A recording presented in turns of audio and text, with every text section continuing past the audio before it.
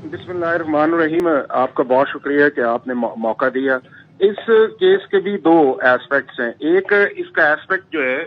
वो है legal aspects है, और एक इसका एस्पेक्ट जो है वो प्रोसीजरल एस्पेक्ट्स है। अगर अब लीगल एस्पेक्ट्स के ऊपर बात की जाए तो इसके अंदर दो चीजें इस रेफरेंस के अंदर आई थी।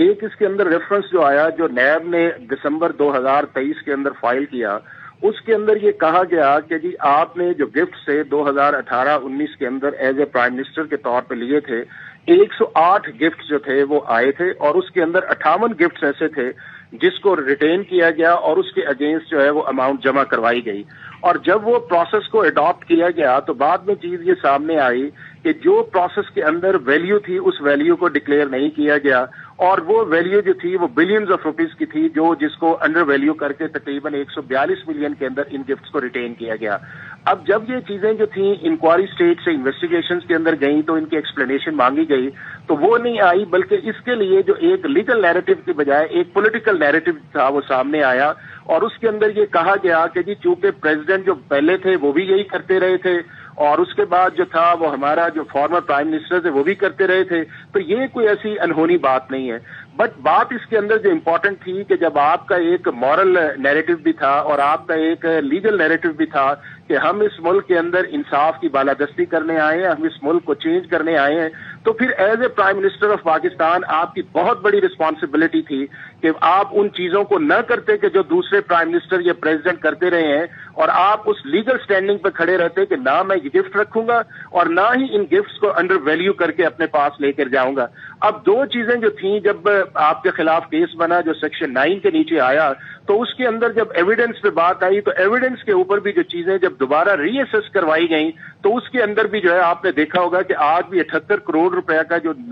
इसके अंदर फाइन हुआ है, वो वही एक आपके पास गैप नजर आएगा कि जिस गैप को दोबारा असेस करवाया गया तो उसके अंदर इनवैल्यू आया। और दूसरा जो सेक्शन 15 के नीचे सजा दी गई वो 10 साल की डिस्क्वालिफिकेशन है, वो भी लॉ के अंदर मौजूद है कि अगर आपको सेक्शन 9 के अंदर कन्विक्ट कर दिया जाए और उसके अंदर जो 14 साल जो मैक्सिमम इस केस के अंदर आई है, तो फिर आपको डिस्क्वालीफाई किया जा सकता है। और यही अप्लाई जो था सेक्शन 9 और 10 जो था वो मियां नवाज शरीफ के केस के अंदर भी आया और उन्हें डिस्क्वालीफाई कर दिया गया। अब जो चीज आगे आई है वो ये आई है कि चूंकि सबसे बड़ा प्रॉब्लम ये आ रहा है पीटीआई के सारे एक्सरसाइज के अंदर है कि ये लीगल नैरेटिव की बजाय पॉलिटिकल नैरेटिव को आगे लेके चलते हैं, और पॉलिटिकल नैरेटिव को जब आगे लेके चलते हैं तो फिर वो आपकी जो मॉरल स्टैंडिंग है वो भी पीछे रह जाती है, और जिस तरह केस को लड़ना चाहिए था वो केस को लड़ा भी नहीं जाता, और उसकी बजाय केस को लिंगरिंग का प्रोसेस के अंदर डाला जाता है। और अभी इस केस के अंदर भी देख लें कि एक सिंपल सी बात की माजरत, लेकिन एक सवाल यहाँ पे ये भी है कि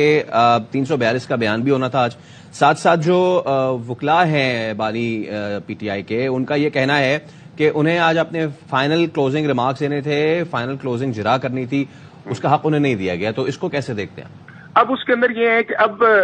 प्रोसीजर पे आ जाते हैं उस चीज के अंदर। इसमें कोई शक नहीं है कि आपका क्रिमिनल प्रोसीजर कोड या कॉन्स्टिट्यूशन जो है, जो आर्टिकल 10A भी है और सेक्शन 340 भी है, ये एक एक्यूज को फुल राइट और इख्तियार देता है कि उसको उसकी मर्जी का काउंसिल दिया जाए, उसको क्रॉस एग्जामिनेशन के लिए राइट दिया जाए। चूंकि तीन चीजें बड़ी इंपॉर्टेंट होती हैं किसी भी क्रिमिनल ट्रायल के लिए। एक आपका होता है चार्ज फ्रेम के बाद प्रोसिक्यूशन की एविडेंस, उसके बाद एक्यूज का राइट ऑफ डिफेंस आता है, उसके साथ आपने जिरा करनी होती है, और फिर 342 का बयान आता है, और फिर उसके बाद आप आर्ग्यूमेंट्स करते हो आते हैं। अगर ये सारी चीजें जिस तरह हेस्ट के अंदर आई हैं या नजर आ रही हैं, जिस तरह ये जा रही हैं, अगर इसको लेके सिर्फ हाई कोर्ट के अंदर जाके ये कहेंगे कि हमें मौका नहीं मिला या हमें जिस तरह की एविडेंस इसको सपोर्ट करनी चाहिए थी, अपने उस स्टैंस को कि हमने जो अंडर वैल्यू किया है हमें वो नहीं दिया गया, ये सेक्शन 342 जो है वो बड़ा इंपॉर्टेंट आएगा कि इसके अंदर फॉर्मर प्राइम मिनिस्टर और उनकी वाइफ ने स्टैंस के लिए, क्योंकि दो चीजें सेक्शन 342 के अंदर इंपॉर्टेंट है कि आपके खिलाफ केस दर्ज क्यों किया गया